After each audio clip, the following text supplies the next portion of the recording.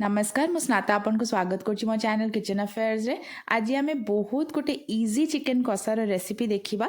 एटा मात्र आधा घंटा भितर आपनकर बनी की रेडी हे जिवो। एथिरे मसला को कसिबार भी दरकार पड़े आ टेस्ट एत्ते बढ़िया आसे कि आपन माने सब बेले एई प्रोसेस रे ही बनेबा को चाहिए। चलंतु आ देरी न करी कि आरंभ करबा आ देखिबा रेसिपी। ता पई एठी मु प्रथमे गोटे केजी चिकेन को भलो भाबरे धोई कि नेछि। आके मैरिनेट करबा पई एथिरे स्वाद हिसाब रे लूण पकेइबा, गोटे टीस्पून भरी की पूरा हळदी पकेइबा, गोटे टीस्पून भरी की लंका गुंड पकेइबा, गोटे टीस्पून धनिया गुंड, गोटे टीस्पून जीरा गुंड, 2 टीस्पून कसूरी मेथी, 5टा मीडियम साइज पियाज को ए भलिया लंबा और सरू सरू करके काटिकी नहीं जाइछि। ए सब को पकेइ दबा। 2टा मीडियम साइज रो टमाटो को एमती लंबा लंबा काटिकी पकेइबा। 25टा रसुण और 4 इंच पाखापाखी रो अदा को बाटिकी यार गोटे पेस्ट बनैबा और सेही पेस्ट को भी एथिरे पकेइबा। ता संगे एथिरे पकेइबा 2 टीस्पून सोरिष तेल, 1/4 कप बा 4 टेबलस्पून दही। एबे ए सब किछि को भल्ला भाबरे हाथ रे एमती टिके भल्ला चकटी चकटी देकी चिकेन सहित गोळेई दबा। याको 15 मिनिट पई मैरिनेट हबा को छाड़ दबा। तापरे गैस रे गोटे कड़ाई बसेई कि सेतरे 6 ରୁ 7 टेबलस्पून सोरिष तेल पकेइबा।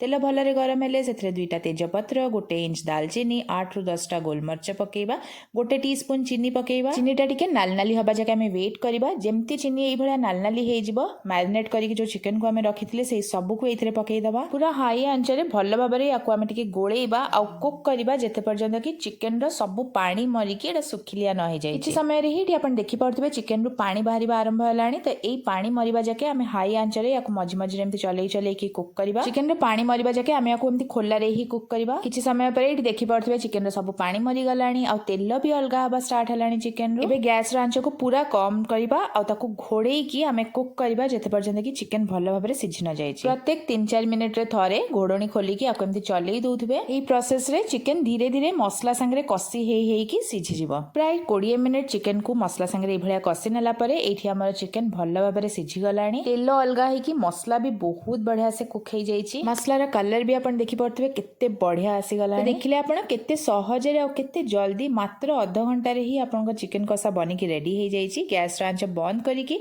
किछि चुन चुन कटा धनिया पत्र पकेई दबा। एई रेसिपी को निश्चिंत घरे ट्राई करंतु। केमती लागला कमेंट सेक्शन रे लिखिकी जणैबे। वीडियो भल लागितले लाइक शेयर और सब्सक्राइब करिया को भूलिबेनी। पुणी गोटे नुआ रेसिपी संगे देखाबा। रहिली नमस्कार।